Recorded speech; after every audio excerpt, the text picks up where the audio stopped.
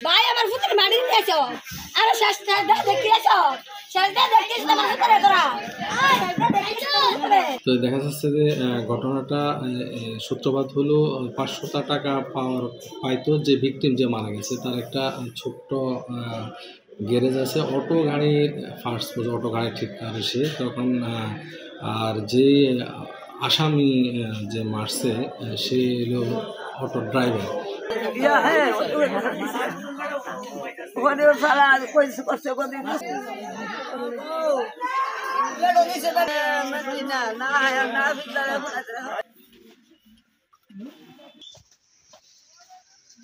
আমার ভাইয়ের মৃত্যুতে আমি আসামিদের এখন আসামিদের মামলা করে আসলাম।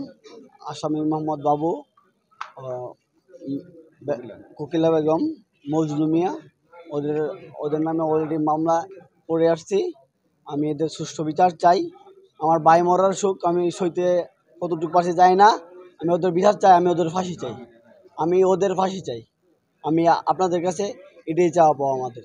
তো দেখা যাচ্ছে যে ঘটনাটা সূত্রপাত হলো 500 টাকা পাইতো যে ভিকটিম যে মারা গেছে তার একটা ছোট্ট গ্যারেজ আছে অটো গাড়ির ফার্স্ট অটো গাড়ি ঠিক করে সে তখন আর যে আসামি যে মারছে সে হলো অটো ড্রাইভার। সেই অটো গাড়ি ঠিক করে তার কাছে অটো গাড়ি ঠিক বাবদ 500 টাকা পাইতো আর কি।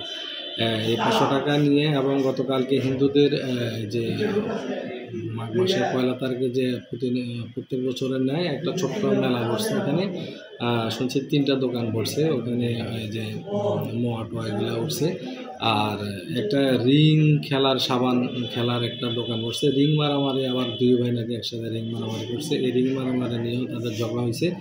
আর এই ঝগড়া কেন্দ্রে তখন ওই যে আগের 500 টাকা নিয়ে তাদের সাথে দ্বন্দ্ব হয়, এক প্রকারের ঠেলা ধাক্কা হওয়ার পরে ওই যে ভিকটিম তার বাড়িতে চলে যায় তার বাবার কাছে বিচার দিয়ে যে ভাই আমাকে মারছে।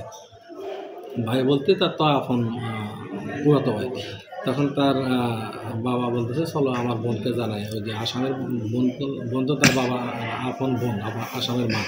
তখন তারা বাপ ছেলে তখন ওই যায় তাদের আসামের বাড়িতে যাওয়ার পরে ভিকটিমের বাবা বলতেছে আসামের মাকে যে আপা তোমার ছেলে আমার ছেলেকে কেন মারলো। তখন তারা ভাই বোনের কথাবার্তা বলতেছে।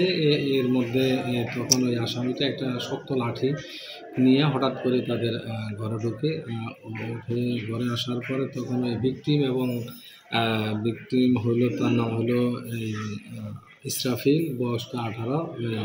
ইসরাফিল এবং আসামের নাম হলো বাবুর বয়স প্রায় 30।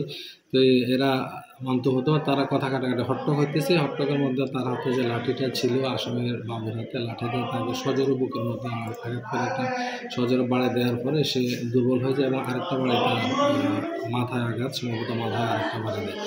তখন সে মাটিতে লুটে পড়ার পরে তখন এই চিৎকার শুরু হয়। তখন ওখান থেকে তাকে উদ্ধার করে হাসপাতালে নিয়ে আসা। হাসপাতাল বিষয়টা আমি আগে বললাম। এখানে আসার পরে ডাক্তার বর্ধমানের পথেই তার মৃত্যু হয়েছে এরকম ঘোষণা করছে আর কি। তো এই বিষয়ে আমরা এখনও কোনো এজাহার পাই নাই এবং ভিকটিমকে আমরা নিয়ে আসছি জিডিমূলে তাকে পোস্টমর্টমের জন্য বাংলাদেশ সদর হাসপাতাল প্রেরণ করা হয়েছে। আর এজাহার প্রাপ্তি সাপেক্ষে আমরা